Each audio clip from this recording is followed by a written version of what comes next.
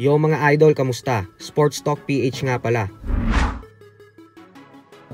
Ang update kay Casimero, pag-usapan natin yan mga idol.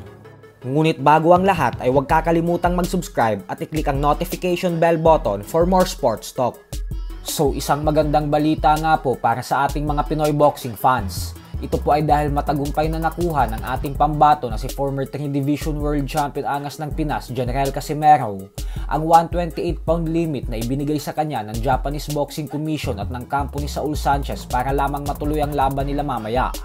Tinimbang po si Casimero kanina lamang na 10:45 AM Japan time, kung saan tumimbang ito ng 58 kilograms o 127.8 pounds.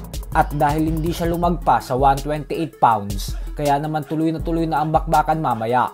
Bukod dyan ay pwede na din kumain si Casimero ngayon upang kahit papaano ay makabawi siya sa mga nawalang sustansya sa katawan niya. Subalit crucial po ito dahil ilang oras na lang ay sasampa na siya sa ibabaw ng lona.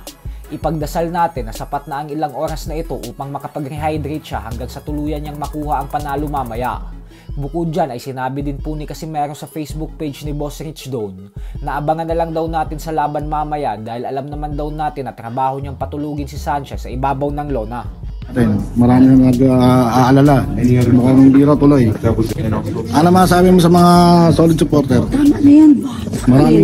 Maraming nag-aalala. Ano sabi mo? Abangan nyo na lang bukas sa bakbakan. Alam nyo naman, trabaho natin, patulungin natin si Saul Raul. At syempre, wag din po natin kakalimutan na lalaban din mamaya ang ating pambato na si Vince Paras kontra sa Japanese knockout artist na si Hiroto Kyoguchi. Pangatlong laban na po nila ito dahil may ting-isang panalo na sila sa isa't isa. Kaya naman matutuldukan na mamaya ang kanilang paksa sa pamamagitan ng trilogy.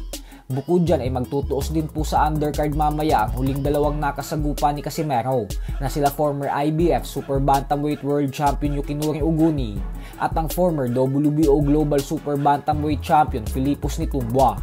Trending din po sa social media ang tulakan nila sa face-off kahapon, kaya naman madaming fans din ang nag-aabang sa bakbakan na ito. Sa kabilang banda naman mga idol ay naging matagumpay naman nga po ang British boxing superstar na si Chris Eubank Jr. sa kanyang naging laban kanina sa undercard ng Bivol vs Bitter Beef, kung saan tinalo niya via 7th round knockout ang veteranong si Kamil Zeremeta. Tumiklop po ang pambato ng Poland matapos itong matamaan ng solidong body shot ni Eubank. Dahil sa panalong ito ni Eubank ay umabante na ang kanyang record ngayon sa 34 wins with 25 knockouts sa 3 talo lamang. Bukod dyan ay nasungkit niya din ang bakanting IBO middleweight world title belt.